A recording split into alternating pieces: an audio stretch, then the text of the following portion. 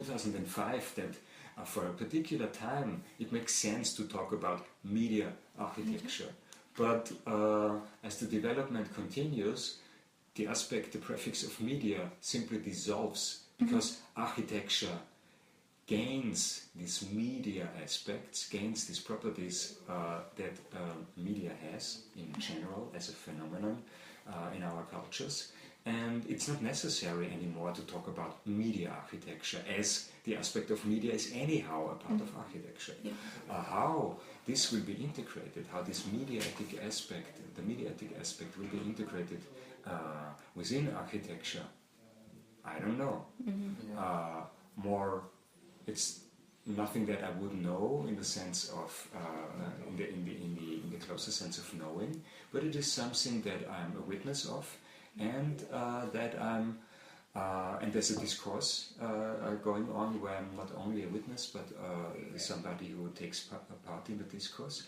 And this was a strong motivation for me for all the years where I worked within the field of media architecture, especially with media facades, to produce discourse, to write about it, to do conferences, to do exhibitions, and to bring together as many different branches, domains, who are working with media architectures, not only architects, but all the others, bring them together. Yeah, that may be our next question. Yeah, that's the next question. Yeah. And make them discuss the issue, Yeah. make them understand each other, Yeah. and let them, of course, develop interesting ideas, but not only interesting ideas in terms of the qualities of designs. Of course, this is an important issue, but as a theorist, I'm also very strongly interested in all the social and economic issues. Okay, but I guess I stop here. So I think your about next question. for you, your important time is 2005. Your maybe decision something and relieve something, and when we heard about at the 2005, you attended the ARS electronic meeting in Linz, and at that time the very experts, including you, responded the A-theory team talking about the facade as a skin or a medium screen. So as just your side, I think maybe that meeting share you much inspiration for this your research, or you hold the exhibition in 2006, right? Yeah, this was a big thing, of course, to do such an exhibition and a little symposium at the Ars Electronica, as this festival is very renowned and it's a big international thing. So it's great for me. Well, of course, it's great to do it in that early stage. The point was so this was the first attempt to do what I just said before. In 2005 was the first attempt to bring together people from different fields, discuss the issue, and trying to understand where are the stakes for architecture, the stakes in terms of what can we do as architects. So what turned out at that time for me as a central question was the following. Usually, so this talking about the stage for architecture, but not the media architecture at that time. Yeah, one thing is very often this is understood as a danger, and I'm more interested to understand things as challenges, not as dangers. So not to be fear about it, but say, okay, there is something changing. Fear is one. So if I say this is a danger, then I can say my motivation to claim that this is a danger comes from fear. Yeah. Probably fear that I have no idea about the source of the fear anyhow.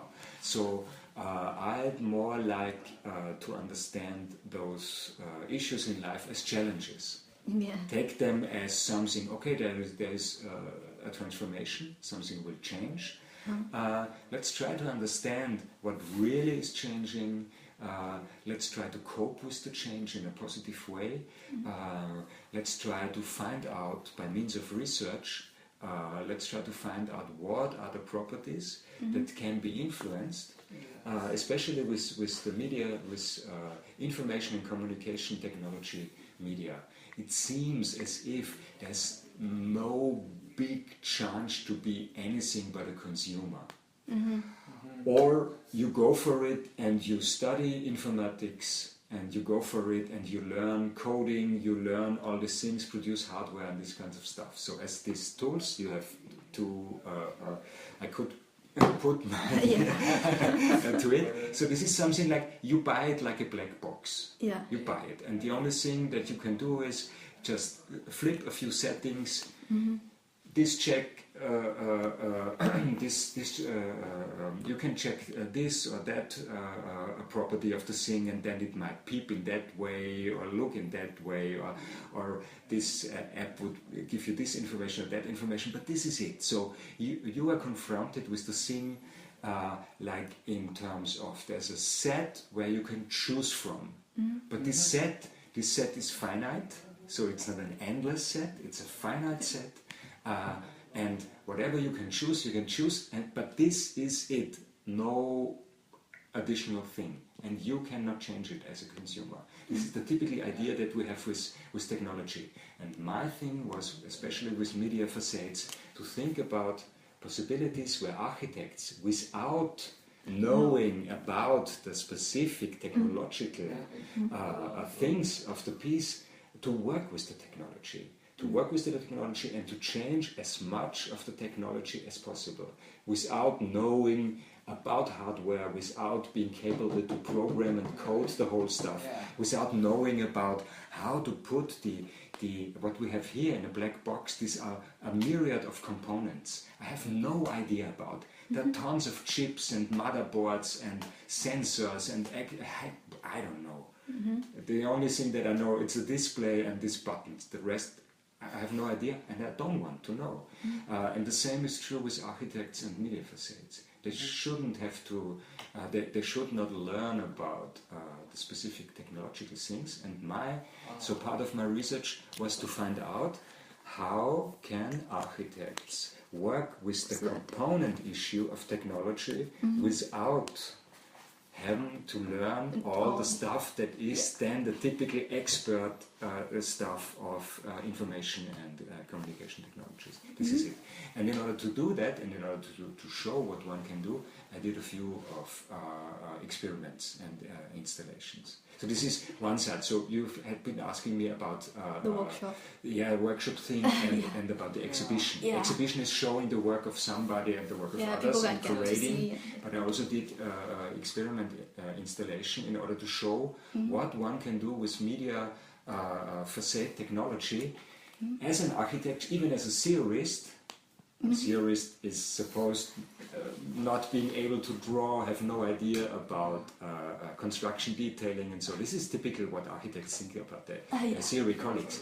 And I wanted to show, hey, even as a theorist, I can do these things, and I can do them very different to what the industry thinks that I should do as an architect in order to use their material proper.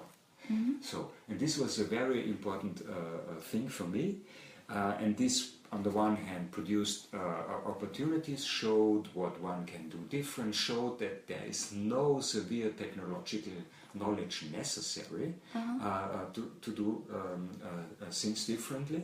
And on the other hand, while I was doing these things, I learned about doing these things and theorized these processes and then wrote about it. So this was, so to speak, the one hand, the thing with the exhibition, the next thing that I did was experimental installations of media facades, and on the other hand, the discourse and the theory I produced about it. And I had one anecdote I can tell you that shows what was, so to speak, accomplished with this, especially with these experiments. One experiment had been done in a gallery.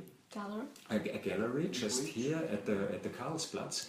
You might have recognized this Kunsthalle Karlsplatz, this glass box that is there at the Karlsplatz with this little cafe and the exhibition space. Yeah, near library.